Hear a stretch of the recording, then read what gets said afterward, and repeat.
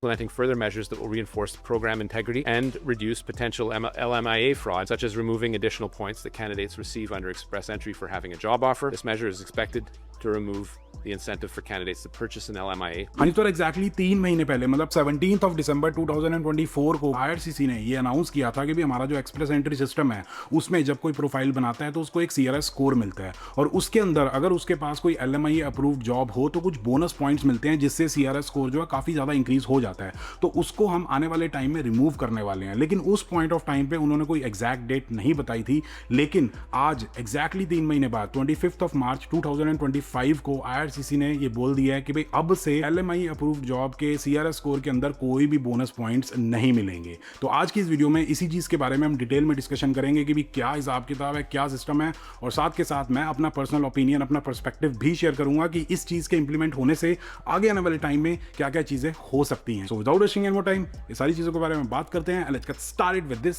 Video. तो basically यार express entry system के थ्रू अगर हम अपनी कनाडा की PR लेना चाहते हैं तो उसके लिए सबसे पहले हमें क्या करना होगा, हमें अपनी एक एक्सप्रेस एंट्री प्रोफाइल बनानी होगी जिसके अंदर हमारी एज कितनी है, हमारी एजुकेशनल क्वालिफिकेशंस क्या है, हमने कनाडा के अंदर कोई डिग्री या डिप्लोमा लिया है या नहीं लिया है, हमारा वर्क एक्सपीरियंस कनाडा के अंदर और कनाडा से बाहर कितना है, कौन से फील्ड में है, कौन सी जॉब में है, उसके ऊपर से हमारी लैंग्वेज एबिलिटीज़ क्या है, हमने IELTS, सेलपिप या फिर टफ एग्जाम के अंदर कितना स्कोर किया है। तो ये सारी चीज़ों के बेसिस पे हमारी प्रोफाइल के अंदर हमें एक स्कोर मिल जाता है जिसको कहते हैं कॉम्प्रिहेंसिव रैंकिंग सिस्टम स्कोर, मतलब CRS स्कोर। और थोड़े थोड़े टाइम के बाद कनेडियन गवर्नमेंट क्या करती है, एक कट ऑफ निकालती है। हमारा CRS स्कोर उस कट ऑफ से अगर ऊपर होता है तो उस केस में हमें ITA मिल जाती है और हम अपनी PR अप्लाई कर देते हैं डॉक्यूमेंट्स वगैरह सबमिट करके, और अगर वो अप्रूव हो जाता है, हिसाब किताब बढ़िया रहता है, तो हम बन जाते हैं पक्के कनाडा वाले। अब आज मतलब 25 मार्च 2025 से पहले क्या होता था कि अगर किसी कैंडिडेट के पास एक LMIA अप्रूव्ड जॉब है टियर 0, टियर 1, 2 या फिर 3 कैटेगरी की, तो उस केस में उस कैंडिडेट को अपने CRS स्कोर में एक्स्ट्रा मतलब बोनस पॉइंट्स मिलते थे 50 या फिर 200। तो बेसिकली अगर किसी कैंडिडेट के पास एक LMIA अप्रूव्ड टियर 0 कैटेगरी की जॉब है, मतलब कोई मैनेजरियल पोजीशन या फिर कोई सुपरवाइजर वाली जॉब है LMIA अप्रूव्ड, तो उसको 200 पॉइंट्स अपने CRS स्कोर में एक्स्ट्रा मिलते थे। और साथ के साथ अगर किसी कैंडिडेट के पास कोई नॉर्मल टियर 1, टियर 2 या फिर टियर 3 कैटेगरी की LMIA अप्रूव्ड जॉब थी तो उसको 50 पॉइंट्स एक्स्ट्रा मिलते थे, जो अपने आप में काफी सिग्निफिकेंट है। लेकिन आज मतलब 25 मार्च 2025 के बाद कनेडियन गवर्नमेंट ने ये LMIA से जो बोनस पॉइंट्स मिलते हैं इसको हटा दिया है। तो अगर आपके पास LMIA अप्रूव्ड कोई जॉब है टियर 0, टियर 1, टियर 2 या फिर टियर 3 कैटेगरी की, तो आपको कोई भी एक्स्ट्रा या फिर बोनस पॉइंट्स वगैरह नहीं मिलेंगे। अब जब से IRCC ने अनाउंसमेंट की है कि भैया आपसे LMIA कोई भी 50, कोई 200 पॉइंट्स वगैरह नहीं मिलेंगे, तब से मेरे इंस्टाग्राम पे काफ़ी सारे लोगों के DMs आए हैं, क्वेश्चंस वगैरह पूछ रहे थे। तो मैंने सोचा उनको अलग अलग कैटेगरीज में डिवाइड कर देते हैं ताकि एक एक कैटेगरी के मैं आंसर कर दूं और आप सब लोगों के जो डाउट्स हैं वो क्लियर हो जाएं। तो सबसे पहले कैटेगरी के वो लोग आते हैं जिनके पास एक LMIA अप्रूव्ड जॉब है लेकिन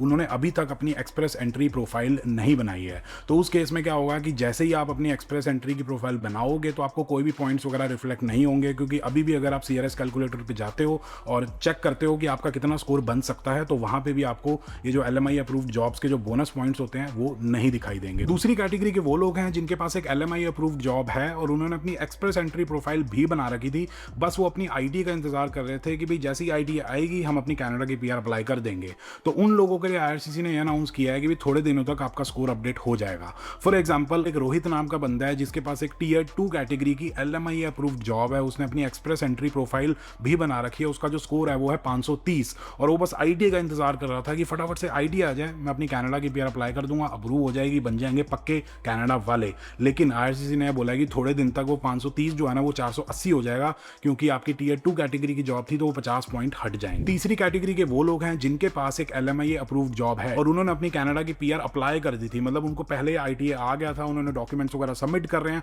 अब वो वेट कर रहे हैं कि कब PR अप्रूव होगी और वो बनेंगे पक्के कनाडा वाले। तो आप लोगों को कोई टेंशन लेने की बात नहीं है, अगर आपकी एप्लीकेशन जो है वो प्रोसेसिंग में है तो आपको तो पॉइंट्स मिल ही चुके हैं और हिसाब किताब एकदम बढ़िया है। चौथी कैटेगरी के लोग वो हैं जिनके पास कोई LMIA अप्रूव्ड जॉब ही नहीं है, वो नॉर्मल तरीके से अपनी कनाडा की PR अप्लाई कर रहे थे। तो भाई आप लोगों के लिए पहले भी दुनिया वैसे ही थी, आज भी दुनिया वैसे ही है, आप लोगों को तो क्या ही फर्क पड़ता है, एंजॉय करो, जैसे भी हो सकता है अपनी कनाडा की पीआर लो। 5वीं कैटेगरी के लोग वो आते हैं जिन्होंने पैसे वैसे या जो भी दिया था किसी को एक LMI अप्रूव जॉब लेने के लिए, ये रूल आने से पहले, तो उस केस में यार जो आपने पैसे दिए हैं, जो भी आपने तामझाम किया है, जो भी सिस्टम बिठाया है, वो बिल्कुल जीरो हो गया। उसका अब कोई फायदा नहीं है, क्योंकि अब CRS स्कोर में आपको उसके 0 पॉइंट मिलेंगे। तो जिसको भी आपने जो भी दिया है उससे बात करो कि भाई फायदा तो है नहीं, तो प्लीज मेरे पैसे या फिर जो भी चीज है वो प्लीज वापस कर दो, क्योंकि अब कोई फायदा नहीं है। अब यार बात करते हैं कि जो IRCC ने LMIA के 50-200 पॉइंट्स वगैरह हटा दिए हैं, अब इससे फ्यूचर में क्या हो सकता है, मतलब अपना ओपिनियन, मैं अपना पर्सपेक्टिव शेयर करना चाहूंगा कि मेरे को क्या दिखाई देता है। सबसे पहले मेरे को 2 फायदे दिखाई देते हैं। सबसे पहला फायदा उन लोगों को होगा जो बिना किसी LMIA अप्रूव जॉब के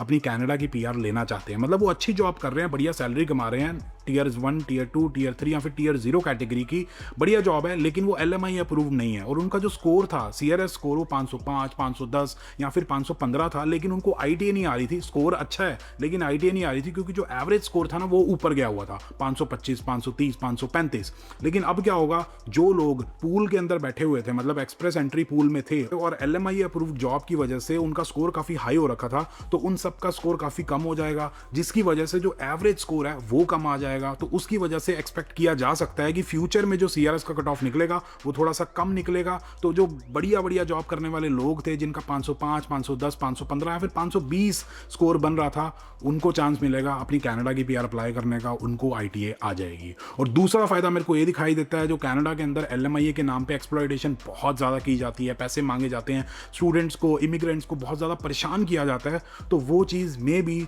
कुछ हद तक विलुप्त हो जाएगी। मतलब ऐसा नहीं है कि LMIA चीज़ ही खत्म हो गई है। डेफिनेटली LMIA के बेसिस पे कोई अपना एम्प्लॉयर स्पेसिफिक वर्क परमिट ले सकता है कनाडा के अंदर, उसको लेके डेफिनेटली एक्सप्लॉयटेशन कंटिन्यू रहेगी, लेकिन काफ़ी ज़्यादा कम हो जाएगी। लेकिन एक नुकसान साफ साफ दिखाई देता है कि वो जो जेन्युइन लोग हैं, जिन्होंने जेन्युइन तरीके से एक LMIA अप्रूव्ड जॉब ली थी, मतलब उन्होंने कोई पैसे वैसे नहीं दिए थे, बढ़िया तरीके से एक जॉब ली थी, उन लोगों का नुकसान हुआ है, क्योंकि वो तो जेन्युइन तरीके से अपने 50 या 200 पॉइंट लेके पूल के अंदर बैठे हुए थे, बढ़िया तरीके से वेट कर रहे थे कि ITA आएगी, अपनी कनाडा की PR अप्लाई करेंगे। अब उनके भी पॉइंट्स उनसे छीन लिए जाएंगे, जो मेरे को बहुत ज़्यादा गलत लग रहा है। तो ये एक नुकसान है। अब यार मैं ये नहीं बोल रहा कि जो पैसे देके LMIA अप्रूव्ड जॉब लेते हैं कि भी $25,000, $30,000, $40,000 तक दे दिए एक LMIA अप्रूव्ड जॉब लेने के लिए, इतना पैसा सेव करना, कमाना बहुत ज़्यादा मुश्किल होता है। मैं ये नहीं बोल रहा कि वो लोग जेन्युइन नहीं है, उनको भी डेफिनेटली कनाडा की PR की ज़रूरत है, उन्होंने भी अपना पैसा, अपना टाइम लगाया है कनाडा के अंदर और PR लेना चाहते हैं और वो डिजर्व भी करते हैं काफ़ी हद तक,